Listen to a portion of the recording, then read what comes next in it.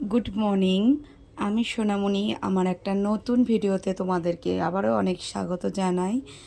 আজকে সোমবার আর সকাল থেকে অনেক বৃষ্টি হচ্ছে, যেই জন্য মাম্মামকে স্কুলে পাঠাইনি।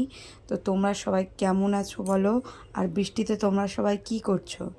সকালবেলায় ব্রেকফাস্টে আমি আজকে পাস্তা বানিয়ে নিয়েছিলাম। তো এটাই মাম্মাম খাচ্ছে, আর দেখো কি করছে, বদমাইশি করছে, স্কুলে যেতে হচ্ছে না। আর এত বৃষ্টি যে রাস্তার অবস্থাটাও খারাপ, এই জন্যই পাঠাইনি।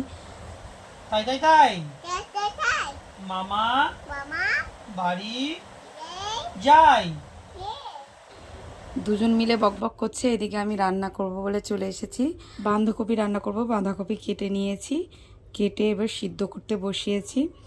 এখনকার বাঁধাকপি সিদ্ধ করে জলটা ফেলে দিয়ে রান্না করলেই ভালো, নইলে গ্যাস হয়ে যায়। এইদিকে আমার মুসুরির ডাল রান্না করব। মুসুরির ডালটাও সিদ্ধ হয়ে গেছে, তো ডালটা ফোড়ন দিয়ে নিচ্ছি।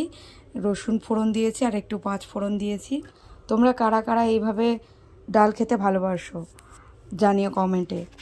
তো এইদিকে দেখো আমার ডালটা কিন্তু রান্না হয়ে এসছে। আমি একটু টমেটো আর কাঁচা লঙ্কাও দিয়েছিলাম, আর একটু চিনি দিয়েছিলাম। তো তোমরা কারা কারা এইভাবে ডাল রান্না করো অবশ্যই জানিও। তো আমার এখানে ডালটা রান্না হয়ে গেছে, এবার আমি একটা বাটিতে ঢেলে নেব। কালকে যেহেতু একটু বেশি রিচ খাওয়া হয়েছে, তাই জন্য আজকে একটু হালকা পাতলা খাবার রান্না করলাম। তো এবারে আমি বাঁধাকপিটা রান্না করব। বাঁধাকপিটা আমি প্রথমেই ভাপিয়ে নিয়েছিলাম। এদিকে কড়াইতে আমার তেল গরম হয়ে গেছে, সাদা জিরে ফোড়ন দিয়েছি। এবার একটু আদা গ্রেট করে রেখেছিলাম, সেটা দিয়ে দেবো। একটু ভাজা ভাজা হয়ে আসলে টমেটো কুচি দিয়ে দেব। দিয়ে ভালো করে নেড়ে চেড়ে একটু হলুদ গুঁড়ো আর লঙ্কা গুঁড়ো আর জিরে গুঁড়ো দিয়ে দেবো। দিয়ে ভালো করে কষিয়ে ভাপানো বাঁধাকপিটাও দিয়ে দেবো। দিয়ে 15 মিনিট মতো মিডিয়াম গ্যাসে রান্না করলে কিন্তু বাঁধাকপিটা রান্না হয়ে যাবে। আর একটু টেস্টের জন্য চিনিও দিতে হবে, তো আমি চিনিও দিয়ে দিয়েছিলাম। তো তোমরা সবাই কেমন করে বাঁধাকপি রান্না করো? আমি আজকে নিরামিষভাবে রান্না করেছি।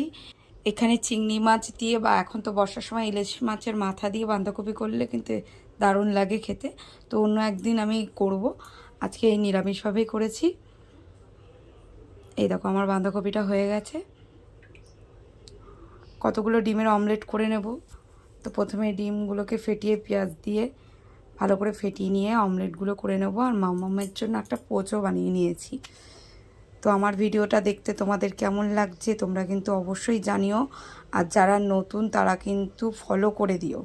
তোমরা ভিডিও দেখছো কিন্তু ফলো করছো না কিন্তু, তো অবশ্যই ফলো করে দিও।